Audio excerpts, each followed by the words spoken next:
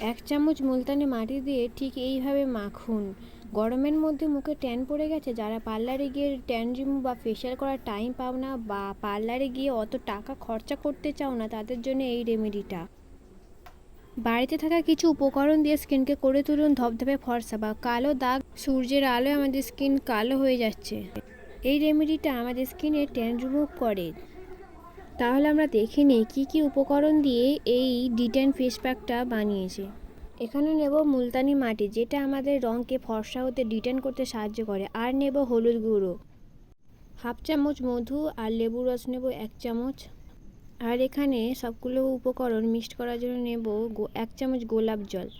তোমরা এখানে normal ওয়াটারে use করতে পারো। হলুদ গুঁড়ো স্কিনকে লাইট ও ব্রাইট করতে সাহায্য করে। পাতিলেবুর রস দিয়েছি, যেটা আমাদের স্কিনকে মেছে দাগ, পিগমেন্টেশন এই জাতীয় দাগ, কালো দাগগুলোকে ফিট করে দেবে আর স্কিনকে ভেতর থেকে অনেক বেশি ফর্সা উজ্জ্বল করে তুলবে। স্কিনের ড্রাইনেস কন্ট্রোল করতে সাহায্য করবে। আর নিয়েছি মধু। মধু আমাদের স্কিনকে ডিপ ময়শ্চারাইজ, রিঙ্কেলস, ফাইন লাইন্সের মতো প্রবলেমকে দূর করে। আর সবগুলো উপকরণ ভালো করে মিক্সড করে নেবে। আর দেখো, আমি কিন্তু মোটা লেয়ারে পুরো মুখে আর গলায় অ্যাপ্লাই করে নিয়েছি। আর মুলতানি মাটি সব ধরনের স্কিনে স্যুট করে, আর এইভাবে প্রত্যেক সপ্তাহে একদিন করে অ্যাপ্লাই করলে স্কিনে ট্যান পড়ার সমস্যা দূর হবে। মুখে ও গলায় লাগিয়ে নেবে।